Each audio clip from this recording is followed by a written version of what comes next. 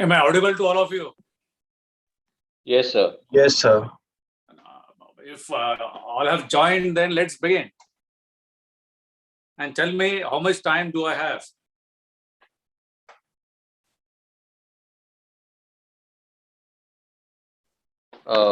Sir, it's still 6 p.m. Okay. Yes, sir. Bianca, We'll you leave. may start. We'll keep last 15 minutes for interactions. Yes, sir. Okay. Good evening, sir. Good evening to all of you. Should I start? Should I start the webinar? Please go ahead. Yes, sir. So good evening, one and all who are virtually gathered here for the webinar. I, Rashi Savla from Pcgt, welcome you. It is my honor to welcome our speaker, Mahesh Zagre, sir, Vaishali Gaurav, madam, who is the principal of Advocate Balasaheb Apte College of Law, NSS Program Officer Vishal Shinde, sir, and all the trustees and CAs of PCGT. We are gathered here today to hear Mahesh sir's views on the topic of Pegasus, which sparks a battle between right to privacy versus a surveillance state. To briefly introduce the topic to the audience, Pegasus was recently in the news again. Last we heard of it was, I think, in 2019 when some WhatsApp users, including journalists and activists, received messages from WhatsApp telling them that Pegasus compromised their phones. The recent news regarding Pegasus has sparked a lot of controversy. This software revealed one of the largest and highly sophisticated cyber attacks that have been directed onto the civilians, wherein the spyware was used to gain access to the target phones in India. These targets include numerous journalists, opposition leaders, activists, etc. The Pegasus attack allegedly violated the privacy of prominent Indian citizens and threatened to destabilize economies all around the world through its highly nuanced features. This is what brings us to today's event, which is organized by PCGT in collaboration with the NSS unit of Advocate Balasaheb Apte College of Law. I would like to call upon Bianca, our lead ambassador at PCGT, to give a brief introduction of PCGT and the NSS unit of Advocate Balasaheb Apte College of Law. Over to you, Bianca. Thank you, Rashi. Good evening, everyone. Public Concern for Governance Trust is a registered trust founded by Mr. Julio Ribeiro, Dr. R.K. Anand, and late Mr. B.G. Deshmukh to increase public participation and activism towards creating a more transparent and efficient governance system. PCGT works towards good governance, containing corruption, and upholding and inculcating values and enhancing the feeling of Sadbhavana in the citizens. In furtherance to this vision, PCGT has taken up various initiatives over the years. The Youth for Governance program is one such initiative aimed at encouraging youth participation in governance issues. The Kuchor program is centered at instilling moral values in school children. Apart from this, PCGT has also done tremendous work to sensitize the citizens regarding the Right to Information Act through various seminars and workshops. Coming to the NSS unit of Advocate Balasaheb Apte College of Law, the NSS unit of this college was established in 2019 as a result of the initiative taken by the Honorable Principal Vaishali Gaurav. This unit consists of about 50 volunteers and the program officer, Professor Vishal Shinde. Webinars on health and diet, road safety, cancer aid, sex education, World Health Day, and voters awareness are few of the notable activities conducted by this unit. The volunteers have also amended and volunteered various events organized by the University of Mumbai. During these tough times, even the pandemic couldn't dampen the spirit of the NSS unit from contributing to the society. The NSS unit has utilized the Patriotic Days to create awareness through the webinars by remembering the unsung heroes by our 74th Independence Day celebration. There were webinars on Republic Day as well as Gandhi Jayanti, where importance of the Indian Constitution was highlighted.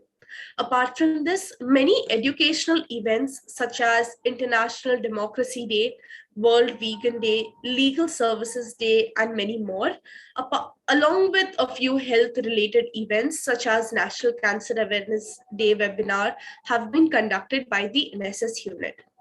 As all these activities are aimed at helping the society, the NSS unit members also conducted donation drive last year, wherein the volunteers donated essential commodities such as food and hygiene essentials, such as masks, soaps, and sanitary pads. Apart from this, a special webinar on waste management was conducted on the 8th of January in 2021 by Professor Monalisa Saha, the assistant professor at Burdwan University in West Bengal. The NSS unit also volunteered for the blood donation camp at CSMT railway station on 16th of March in 2021. Moreover, there was a food donation drive which was conducted by this very NSS unit volunteers on the occasion of World Food Day, which happened later in on October 16th. So it is quite a prestigious unit of this college that has been very active in trying to help and educate society in every sphere. And today we are organizing this webinar on Pegasus to spread awareness for the same. Thank you for the introduction, Bianca.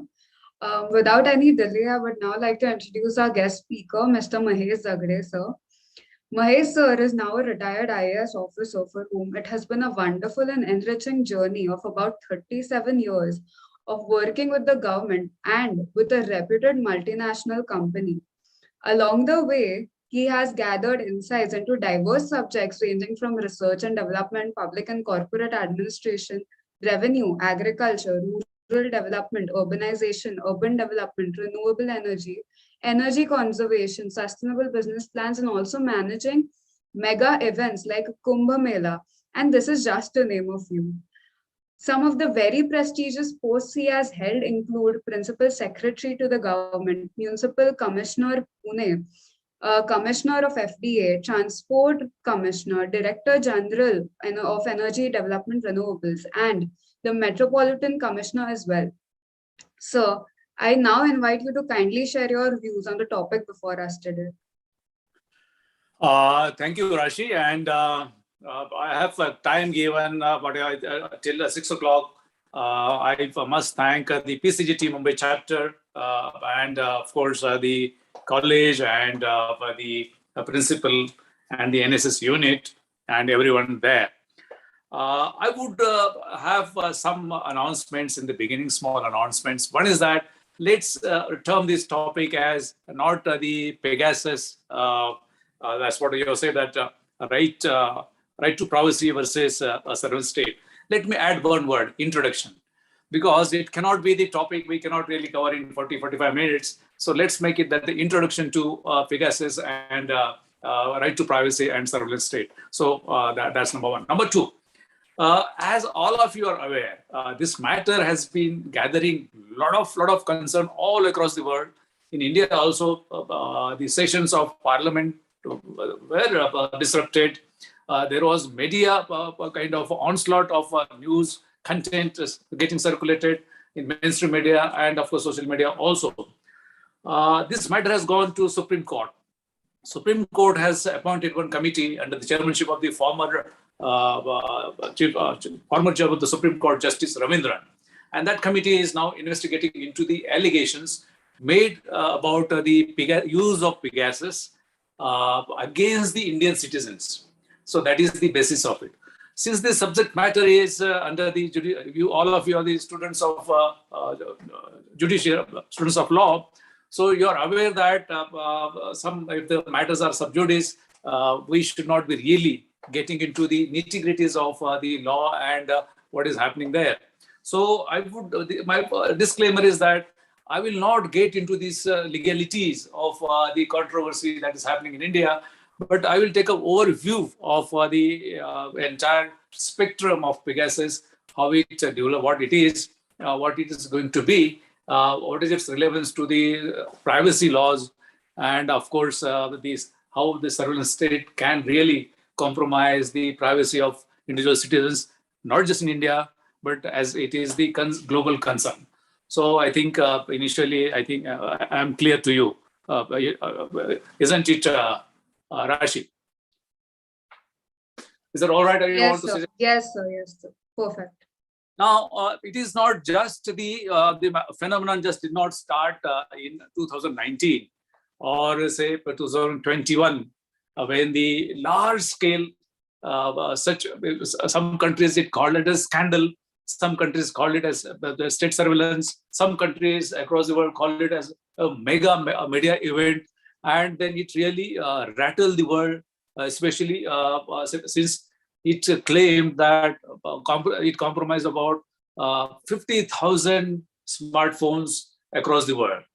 And these smartphones belonged not to common people, but very significant kind of personalities, including heads of the states, for the senior journalist, social activist, senior bureaucracy in the world.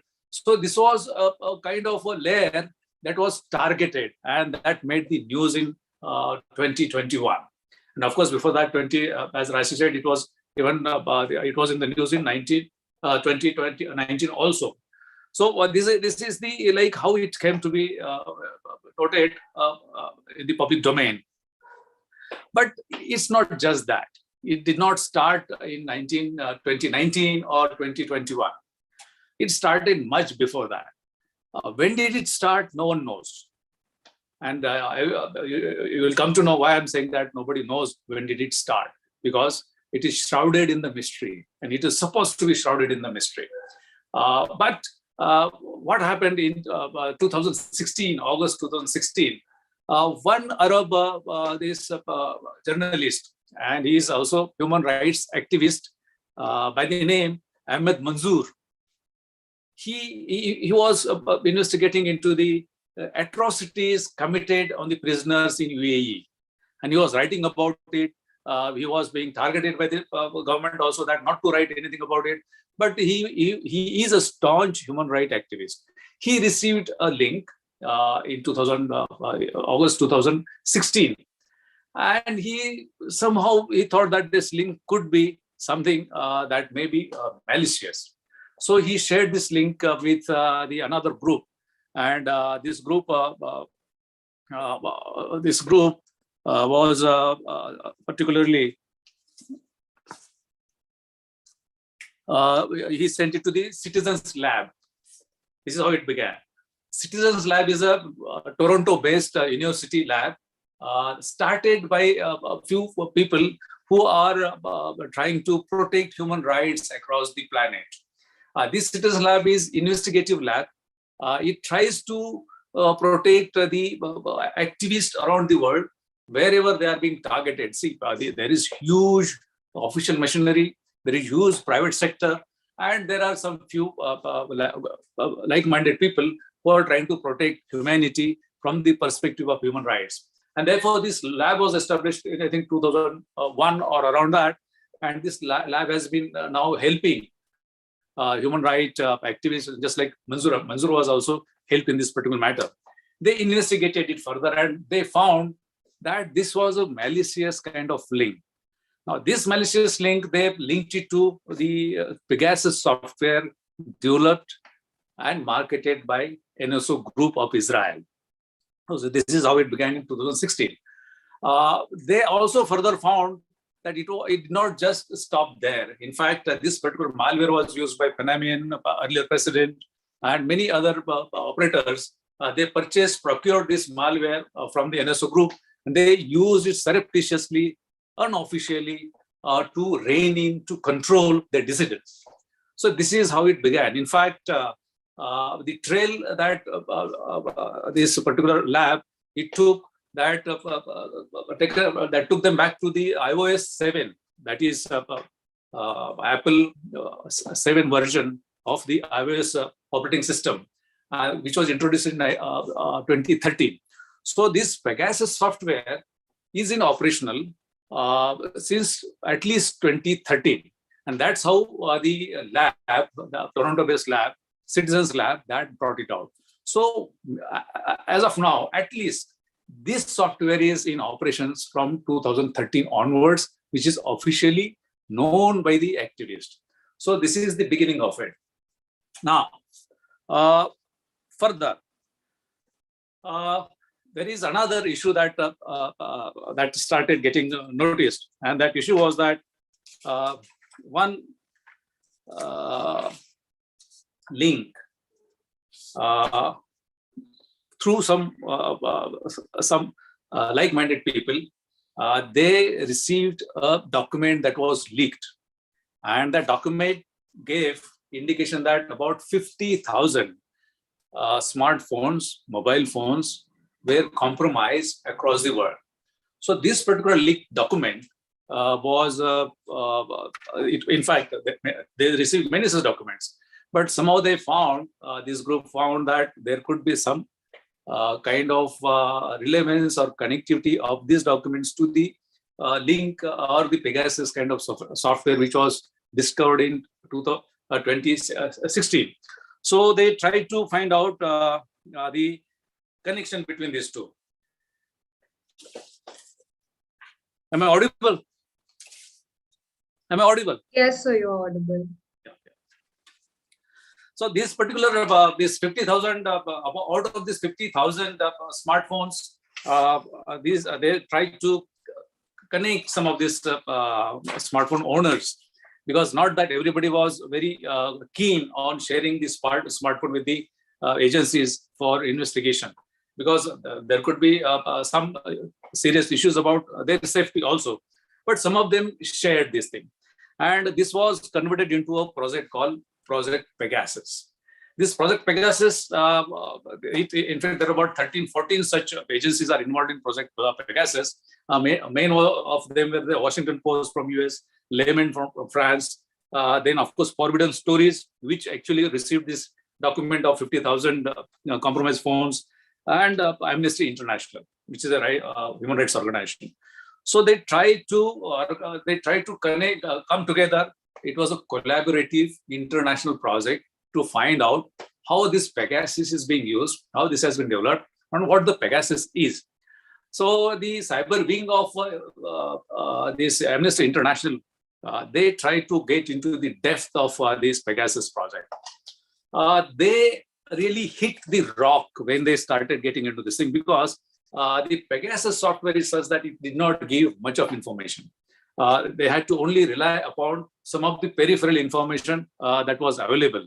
But when they tried to connect more and more, collect more and more information from more number of smartphones or the other gadgets, they try to develop a story, and they come to a conclusion that yes, Pegasus software is being used all across the world, and then they release the stories. One of the partners in this was, of course, Indian news house, The Wire. Probably all of you know. So this is the kind of collaborative international effort, not governmental or not any official international agencies of UNO or any arm, but it's a private initiative of the like-minded people from the voluntary agencies or not-for-profit agencies. This is very important. So today, such surreptitious or the malwares, detection of malwares, it came from the voluntary organization or NGO or not-for-profit organization, not from our media houses, and not from the governmental agencies or the international agencies. This is rather very serious, because if some such thing has happened, this should have been come first from the official sources, maybe Interpol or maybe some arm of United Nations or some such organizations, but it did not get. And this is a very serious concern for everyone, as it is coming from the non-governmental or non-international agencies. When they further found out what exactly is the Pegasus software, it's a malware, malicious software. What is malicious software? Unlike any other softwares, this software initially, when it was introduced in 2013, what it did, it used to send some kind of link to the targeted mobile or targeted smartphone through text message, through some intricate file, through voice calls, or through emails. And then this is called spear phishing. spear phishing is that you change the behavior of the target, because once you send it, the target is going to open the link. So this is called spear phishing. You send something and you ask that person, the receiver, to do some action. Action is like opening up the link, or like even downloading something. So that spear phishing was the initial software of Pegasus. And then once the link is opened, then the malware used to get installed. So that was the beginning of the thing. And that was what was found from the project Pegasus. What it used to do, once this malware is installed, then it used to take control and it started commanding the smartphone. What is the control and command of the smartphone? It's like it used to read the text messages. It used to document the call logs. It used to listen to the conversations of the software. It used to activate the camera as and when required, and it used to activate the microphone also. This is what was the initial Pegasus software. That's what was found from the Citizens Lab and, of course, the Amnesty International's the Cyberwing Lab. So it was a very serious matter that somebody is sending something to a target, and that target is being compromised and is being controlled from somewhere else. Of course, this is a very sophisticated kind of software. It is not normally available for anyone. The NSO, the company that has developed and coded this software, they claim that they sell this software only to the governments, vetted, and it is also vetted by the Israeli government. Now, there are two issues that arise out of it. Now, if they are selling it only to the governments, that means the governments are involved in procuring such surveillance kind of equipment, and this surveillance is like, if it's properly used, it remains surveillance, but if it is not properly used, then it becomes a tool to manipulate people, tool to manipulate the heads of states, right from the heads of states to anybody and everybody. So their claim is that we do our due diligence and we sell it only to the government agencies. Then, two things. This is the one I said. Second thing is important. This is a private group. Of course, this group was, NSO group was founded by the people of the group of 2,800 of Israeli unit of intelligence. And they have got enormous wealth of information about the cybersecurity. In fact, Israel is a very tiny country, but its investment in the cybersecurity is within the top 5 of the large operators in this field, USA, China, or all these things. But Israel, even if it is small, it is one of the 5 top cybersecurity operators and developers in the world. So they have got very strong base about the cybersecurity. They said that we sell it only to the government. Is it really that? Do you really buy this argument that if they are selling it to the government, do we have to take their word for this? They can be selling it to anybody then. Like if the money is the motive, the profit is the motive, we cannot take their word for word that we sell it only to the government. Even if they say that, but there is nobody to monitor that whether they are really selling to the government or they are selling it to their own private operators also. So this is a very loose end. Their claim that we only sell it to the governments itself is a loose end, which we cannot really, nobody can buy this argument that we only sell it to. Because even if today the official copies of the firms or even the official documents get transmitted fraudulently somewhere else, this is the private operator. So many people question about the intentions of the NSO group, that whether they are really selling it to the government or whether the governments are asking the private entities to buy these softwares and make use of these softwares for them. It could be anything. So this area is very fuzzy. It's a very gray area, that whether they are really selling it to the governments or they are also selling it to the private parties. So this is the gray area. Subsequently, when this project Pegasus started, they further found out that this software has been now upgraded, and the current version of the software is upgraded. Now that is very serious, and therefore probably I think such seriousness must have prompted college like yours or Pcgt to really discuss this thing, and that is the seriousness that is brought in the Pegasus software has brought in. What is that seriousness? this particular software earlier, the spear phishing, that some action was required by the receiver of the or the target. Now the target is not supposed to do anything. If the Pegasus operator, if he decides to infect any smartphone on this planet, he can do it without sending anything, any message or any spear phishing kind of link or any call or anything. He will simply get hold. He will simply get hold of that smartphone and he will start operating it. So there is no more need for spear phishing. It is highly advanced version. So it is zero-click kind of infection of a smartphone. So here you do not know who's, had it been like some link, I could have stopped using any link which is not known to me, or I would not have received any call which is not known to me. But now I cannot do anything such thing because it comes just like that without any information to me as a user of phone. Secondly, this has been also upgraded to take care of that whether the software is installed or not. So it sidesteps all the antivirus softwares. So any software that is there available in the world today, no antivirus software can really do anything about this. Third is, of course, is that it also is programmed in such a way that the user should not get any feeling that his phone is compromised. Now, how one user can get a feeling if your data is getting used, data but for the information that is being collected by the software and being sent. So for sending data back to this command and control center of Pegasus, they need data. But if the smartphone owner, if he feels that this data is getting consumed, then he will be alerted.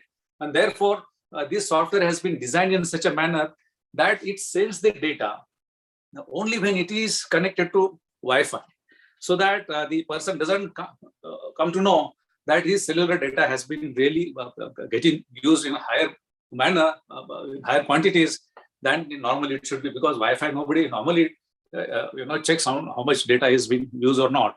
So that is a larger set. Third is very serious, And what is that?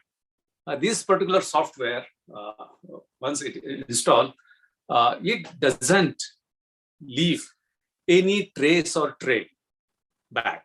It doesn't leave that this has been used. What does it mean? It means that even if the forensic investigation is carried out subsequently, then it will nobody can find out any digital footprint. All of you are aware that whatever we do on computers or on smartphone, there is digital footprint which can be traced back through the forensic investigations or inquiries. No more. Pegasus has taken care of that. Whatever they do, not a single physical or digital footprint is left behind once the data is extracted or data is mined or data is harvested from that smartphone or the device that has been infected. And lastly, they have also taken care that once the software utility is over, or periodically they delete it remotely, so that one can never find out whether the software was installed or not installed. So this is very serious, extremely serious, that even if forensic, now the Supreme Court committee of Supreme Court of India, they have formed a committee, but I think I don't know whether anything will come out of it, because if the software is self-deleting, if software is that it doesn't leave any trail about the digital footprint, then what the investigators are going to find? They are way ahead of the forensic trail, forensic inquiry. So this is very serious. But I'll come to the last seriousness of this software. And what is that? And that is scary part of it, extremely scary. It doesn't only harvest information. It doesn't only track you.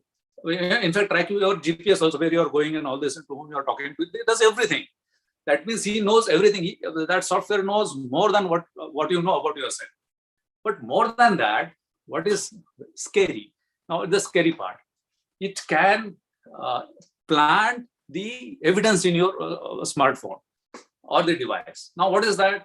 It can create some emails that can go from you, that as if the emails are sent to you, or that can create voice logs, call logs, as if you have made some phone calls which you have not made, or they can create your GPS location, whether you're not gone there, but they can actually infiltrate and plant the evidence. It is very difficult. It's impossible to for the forensic inquiry to say that it was not done by you. So for a person who is infected, it will be very difficult for him to say that I have not done this thing, because the evidence is there, it has been done, but that is being done by the Pegasus software. So it's a scary part, and that's how the world has been rattled because of this particular software. I'll tell you something more about this. We are talking about Pegasus, and Pegasus came to know because of Manzoor, because of the link that he received, and then the Citizens Lab in Toronto, they started an investigation, then everything. Had it not been done, what would have happened? This could have been gone on, because it is not leaving any trail. It is not leaving any evidence. It is not leaving any digital footprint. What makes you to think, or what makes the world to think, that there are no other such softwares? There could be similar softwares operating even now also with the same capabilities, or even capabilities even more also, or higher capabilities. So this world has not given a thought to it, because world doesn't have collective ability to address this issue. We are talking about this Pegasus, but my point is that Pegasus, we can really take it forward, but we should not miss a point that there could be many similar brothers and sisters of Pegasus being operated across the globe, and then sometime in the future there could be like exposed, or may never be exposed. So we have come to a level that something is being done on behalf of you. If you do something, if you are a terrorist or whatever, everything is being tracked. But even if you are not a terrorist, some kind of evidence is planted in your device that you are indulging in some terrorist activities. I think that it is becoming very complex now. And therefore, this Pegasus, you must know what it is. This is just a brief introduction. I have not gone into the details of the technicalities and what it does in detail. So this is kind of software that has really exposed the privacy. Nobody is now having his privacy that is guaranteed by Constitution or guaranteed under the human rights. It's not there. And such, I'm not saying Pegasus, such softwares are going to be the real threat to humanity in coming decades if it is not properly controlled. Now I'll come to the surveillance, and because of surveillance of by such softwares, how the privacy could be compromised. But this particular aspect I will discuss just as an academic issue, and it is not the real issue. Why academic issue, not real issue? I will come to it later on at the end of it to tell you. But as an academic also, we must really understand the intricacies of the state surveillance and the right to privacy. Right to privacy under Article 21, everyone knows, and the right of the state for surveillance under Article 19. That is there. So all of you know that, since you are the students of law, you know everything. But one thing is there, that this is not because of Pegasus, but it's a very long history that the state needs to have some tool to have surveillance for the protection of its sovereignty, protection of the security of the country, and to continue as an independent state. So they need some tools to understand where from the threat is coming. In fact, this is not just a recent phenomenon. It started when the man was living in jungles or in the wilderness. If some band of other tribe is going to overpower the resident community, then somebody used to be there on the hill watching that whosoever is coming or not. And then he used to gather that intelligence and tell the chief that somebody is coming, so let's be ready for the fight. So it is like from the ancient time, medieval time till today, the state surveillance and the intelligence gathering has been integral part. This is nothing new, what we are talking. And what Pegasus is saying that we have developed this only for the use of the government for the official surveillance to protect its sovereignty and to protect from the activities of terrorists and destabilizing forces. So it's not new. It is age old, as old as the humanity, and it is there. But today, if you restrict ourselves this dialogue to the constitutional safeguards of the Pegasus software kind of softwares and how the privacy can be protected. There are two provisions. One is the Indian Telegraphic Act 1885, very old British colonial kind of law, but which is still in existence. It is still there.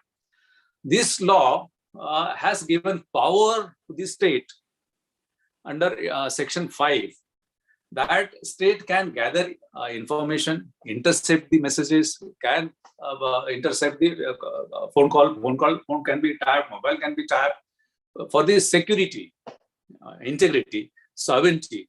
And if there is going to be emergency of large scale, then state can do this. So this is the provision in the Act. But then there are conditions. There has been your sovereignty is going to be compromised. There's going to be large scale kind of revolutionary kind of thing is going to happen. So it is for the larger spectrum of the emergencies that is that is provided under the Section 5 of the Indian Telegraphic Act. And this is because of the Section 19, which guarantees free speech, but with reasonable restrictions. And these are the restrictions that are coming under the Section 5 of Indian Telegraphic Act, which puts the restriction that yes, state can tap your conversation, tap your messages through Indian Telegraphic Act Section 5. Then another act is of 20, Information Technology Act 2000. Indian Information Technology Act 2000. That act has given little broader perspective. It's not only the telephony, or it's not just the mobile or the telephone, but this act has been designed to cover everything that travels or get transmitted through internet. So it is very large, because laptop, computers, machineries, everything. Whatever gets transmitted through the internet, the Indian Technology Act, Information Technology Act 2000, that takes care of it. And there are also provisions under Section 69 of IT Act 2000 that takes care of the state can do this thing. But there is difference now. And let's understand what is the privacy and how it is, what surveillance is going to do it to you under the Constitution, under these two acts. The Indian Telegraphic Act of 1885, this act gives enormous powers, but restricted for the legitimate purposes. And those legitimate purposes are also further than where concretized by Supreme Court judgment of 1996, PUCL case, People's Union for Civil Liberties. And that particular judgment gave rise to the insertion of Rule 419A of the Indian Telegraphic Act. What does it say? That state cannot really go on intercepting the telephones of its citizens. They have to have internal safeguards. Now, what are the internal safeguards provided under Rule 419A? Is that only the Home Secretary of Government of India or the state home secretaries of all the states, they can allow or authorize interception of any mobile or telephone. And that also it is qualified only when the sovereignty is compromised, 2-3 conditions given, not for anything and everything, nothing. So simply saying that home secretaries have powers, no. These powers are extremely restricted. It has to be very large. And the words, if you really see into the Article 19, it says that the sovereignty and integrity of the India and security of the state, friendly relations with the other countries, is restricted just to or the large-scale emergencies where the agitations, large-scale agitations disrupting societies, for longer period. These are the words. So these home secretaries are supposed to grant this permission to the intelligence agencies to intercept the telephone under Indian Telegraphic Act, section 5, Rule 419A. And that 419A came to be inserted because of PUCL judgment of Supreme Court. Now, home secretaries work under the state government or the central government, respectively. So they have provided that the home secretaries themselves should not go overboard and grant permissions in any and every case. So they have provided a review committee.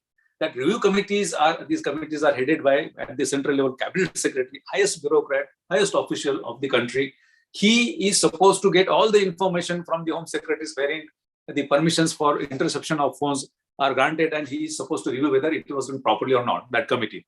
At the state level, chief secretaries of all the states, the committees are there under him, and then he is supposed to. So some checks and balances are provided in this. But is that enough? Some of the activists, some of the judicial minds, they are questioning even this also. These safeguards which have come through the PUCL judgment are not adequate enough, because finally the cabinet secretaries, chief secretaries or home secretaries are part of the government. For them, they feel that now there has to be somebody outside ombudsman kind of thing, where the people are made aware, because whatever transpires within these committees or what permissions are being given by home secretary remains within the government domain. It never comes to the public. So PUCL judgment, according to them, is negated by this kind of internalization of the particular aspect of privacy. And privacy getting compromised, and therefore there is talk that even that there has to be some forum outside government that should also oversee this. In USA, they have the Senate committees which question which they have a regular questioning about whether CIA, what information they are gathering, and internal they have. We do not have such continuous kind of process in the law, right? They have to share this information to the parliamentary committees. So if there are like attempts that we should have some such system, but it's not going forward. Now let's come to the IT Act 2000, which is little watered down version of Section 5 of Indian Telegraphic Act. It says the same thing, that to maintain the sovereignty and security of the country and everything, but there is one added provision for any investigation. Now, this has opened the floodgate of anything. Then the government can take hold of your device for any investigation, not necessarily investigation where the sovereignty of the country is compromised, or the security is compromised, or relations with the foreign countries are get disturbed. No, investigation. So this is rather like objectionable kind of provision, according to many senior legal minds and activists, that particular whatever has been done in the IT 2000 Act is rather we are going back in the PUCL case. We come to another part that just to address this. Then there is one case of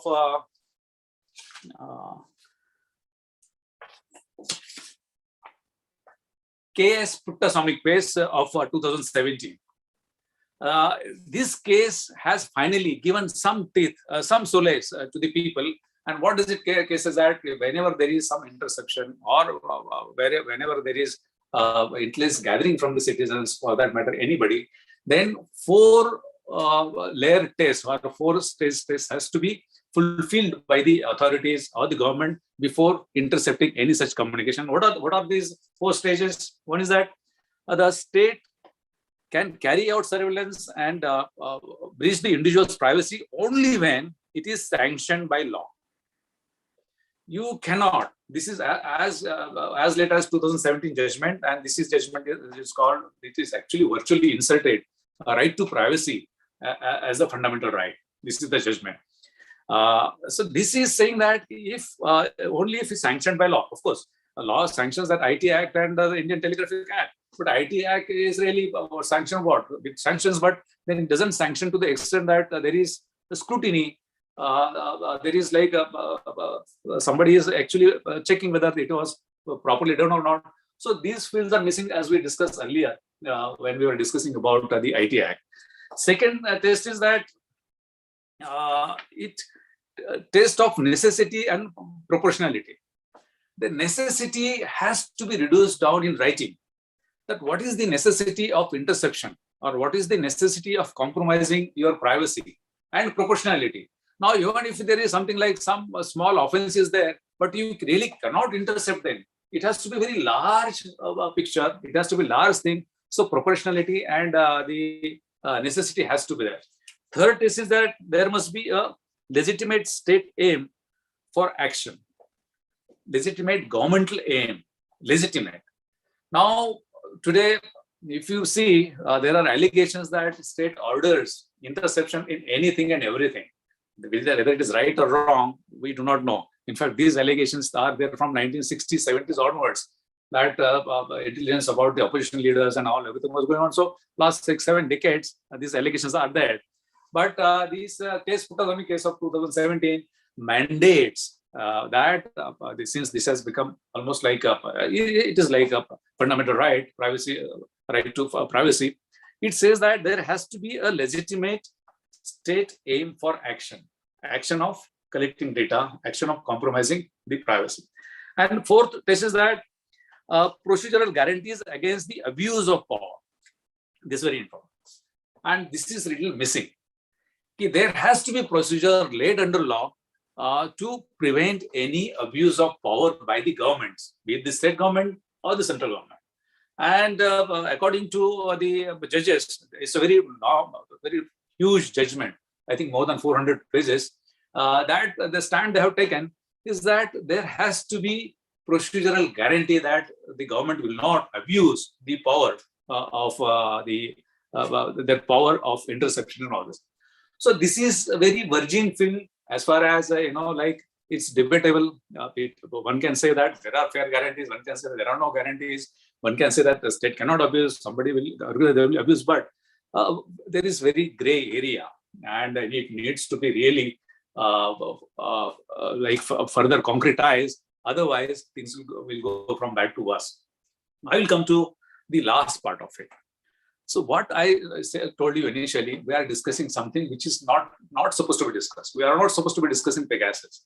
We are not supposed to be discussing the state surveillance and the right to privacy, because we are discussing something which is out of context. Now, what is the context? Context is that we are discussing only with reference to the government. Now, what is happening beyond government, that is very worrisome. Not just worrisome, it is very scary also. What is it? There are many such large-scale data gathering efforts going on, or softwares available in the private segments. When we talk about this, we just become like, I don't know if some data is being collected from me, from Facebook or whatever, or WhatsApp. In fact, WhatsApp is fighting case with Pegasus. That WhatsApp was this popular platform, messaging platform, was used by Pegasus to infect and target this thing. But WhatsApp could itself be making use of such information.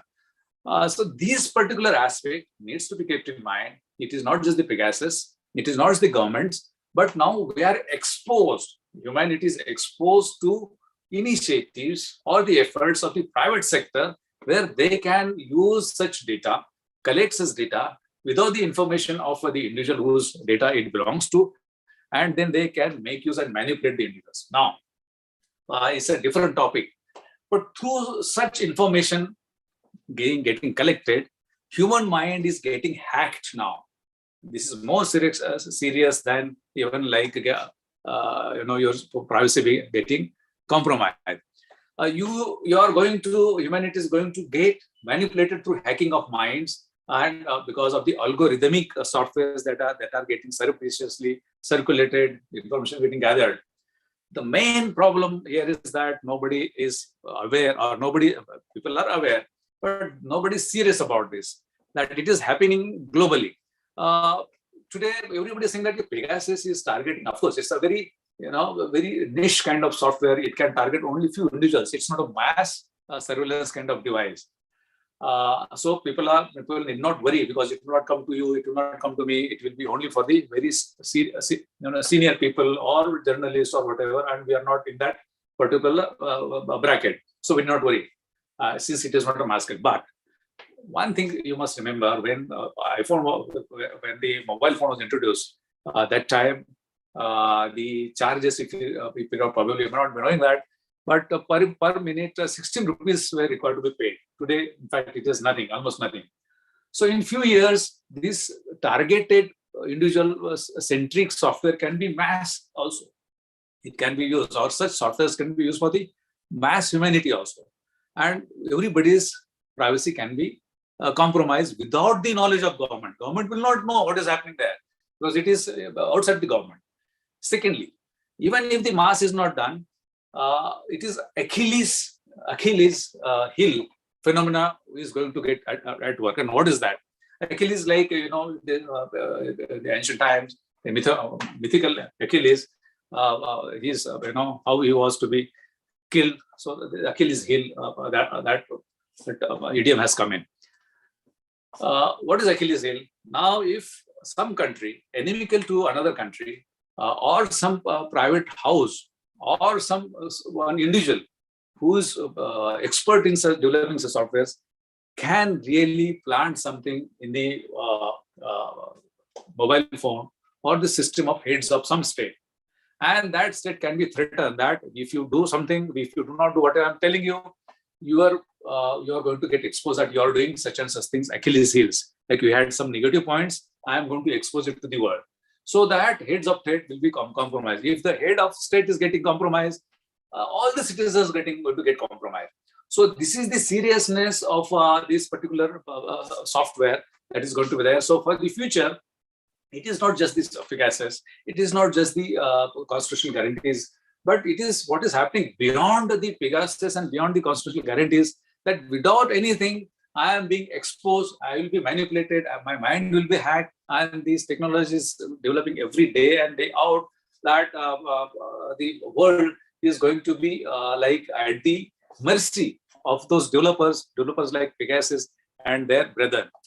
So this is a very serious issue. I hope the world leadership wakes up to it. There has to be mass awareness also that what is going to happen. And today also, if some Pegasus-like softwares are being there, we do not know. And tomorrow, after 1 year or so, we may get that such things are happening, and then we are not doing anything. Virtually, we are not doing anything. Governments are not doing anything. International bodies are not doing anything. And therefore, it's like a complete silence on this front, that the kind of the challenges that are going to emerge, have already emerged, are going to be little challenges, big challenges for the humanity. That's how I could cover it in brief. I think only 5 minutes are left. So I don't know. I tried to compromise and I deleted so many aspects of it, but that's how it is, because time is too short. Thank you very much. Thank you, sir. That was an enlightening hour. I now open the platform to questions anybody has regarding the topic. You may raise your hand or drop the question in the chat box.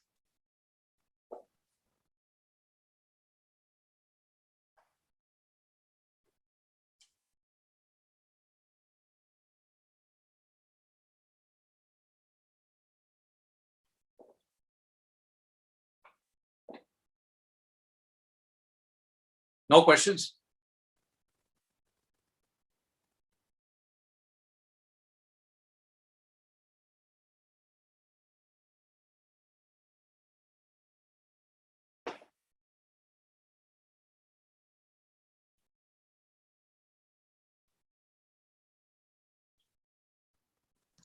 If there are any questions, you all can unmute yourself and ask, sir.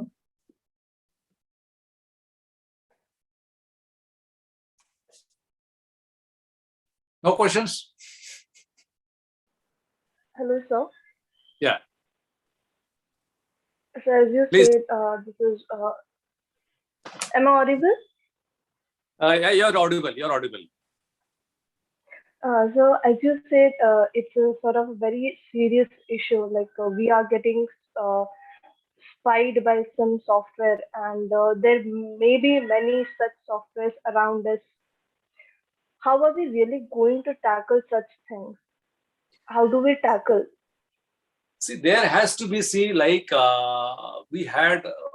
were under the subjugation of British people for 150 years, and there was mass movement for the freedom struggle. Now, this entire humanity is under threat, and there has to be awareness of entire humanity. There has to be movement to control this. Otherwise, the things have moved. The things are moved out of their hands. They are slipping out of the hands, and to do something, the window is closing very fast. Otherwise, there is going to be a point beyond which you really cannot do anything, because everything remains compromised. All the heads of states are going to be compromised. So people like you, students, although activists or journalists, they should come together and collectively something could be done. Now, this Pegasus project was exposed because of the collective effort, international effort, some major media houses, non-profit organizations, and some individuals. So we need to have a very strong movement across the globe. Otherwise, it's going to be a very serious issue. Thank you, sir.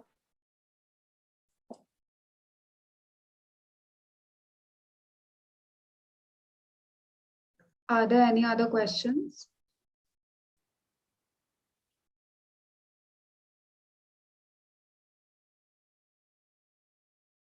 Was it too technical or? Not at all, sir. It was very simple to understand. You laid it on perfectly. I did it because I thought but still since there are no questions or reactions, I thought. Sir, there are no questions, maybe because you've explained it so clearly. Okay, then if there is nothing else, then we can. Yes, sir. Then we can, Vishal sir, and now open the platform to you to give the vote of thanks. Thank you, Rashi. Today's topic, Pegasus software and the state surveillance. Actually, in context of the Puttaswamy judgment, the privacy judgment, I was personally very much interested in listening to this particular topic, a particular talk on this particular subject. That the right to privacy has been now declared as a part of right to life. I won't take much time. Let me clear that. It has been declared as a part of right to life under the Puttaswamy. There are two Puttaswamy judgments. One is in the year 2017 and the second in the year 2018. 2018 judgment is about Aadhaar card, and 17 judgment is about the privacy. So since the Supreme Court has now declared right to privacy as a part of right to life, it has been difficult, or it has been redefined, the right to life, because right to life under Article 21 of the Constitution has to be enforced against the state. We all know that. Right to life has to be enforced against the state. And that is how the Puttaswamy judgment, the privacy judgment, has changed the paradigm of the state surveillance also, the implementation of Information Technology Act also, usage of computer science and technology also, the cyberspace regulation also, and the usage of artificial intelligence also. Because artificial intelligence is not yet legally recognized or legally regularized concept so far in our Indian legal system. So that is why, as being a student of computer technology and law, I was very much interested in listening to the present talk. So thank you so much. I express my thankfulness to people's concern for Governance Trust. Thank you so much for organizing this much informative webinar. I thank today's honorable speaker, Mr. Mahesh Zagre sir, for the informative talk. The technical things that you have explained very beautifully. There were, the concepts were very much technical, but they were very easy to understand because of your simplification. So thank you so much for that. Thank you, Rashi. Thank you, Ruchi, for the beautiful coordination, and I express my thankfulness to our principal, Vaishali Guru madam, for her support for today's webinar. Thank you so much. Over to you, Rashi. Thank you, sir. Thank you, Mahesh, sir, as well. I would now request everybody to switch on their videos so that we can take a group picture.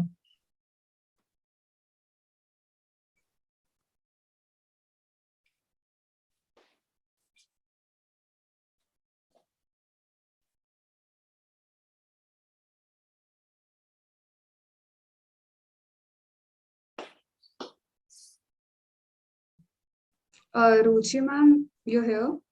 Yeah.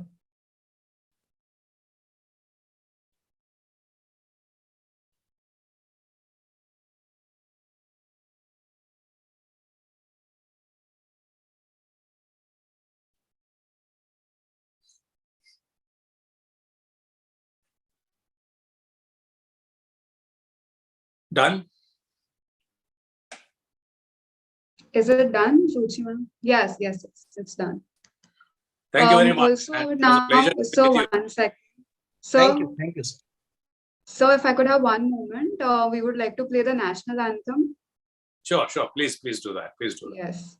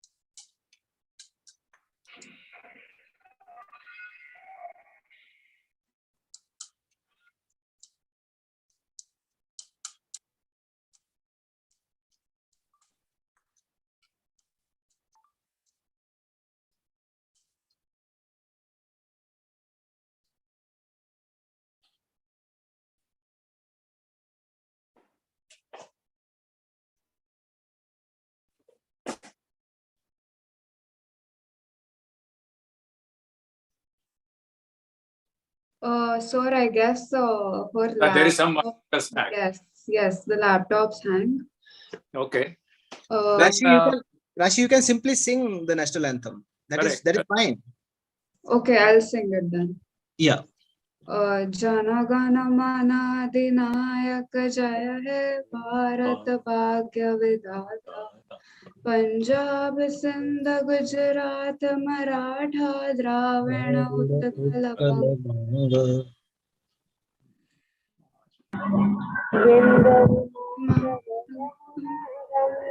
Uttara Jala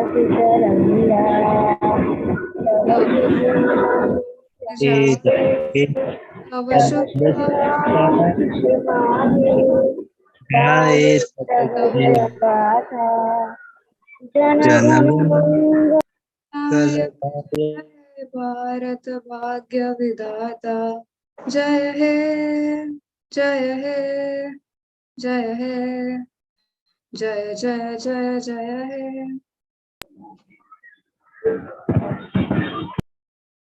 Thank you, sir.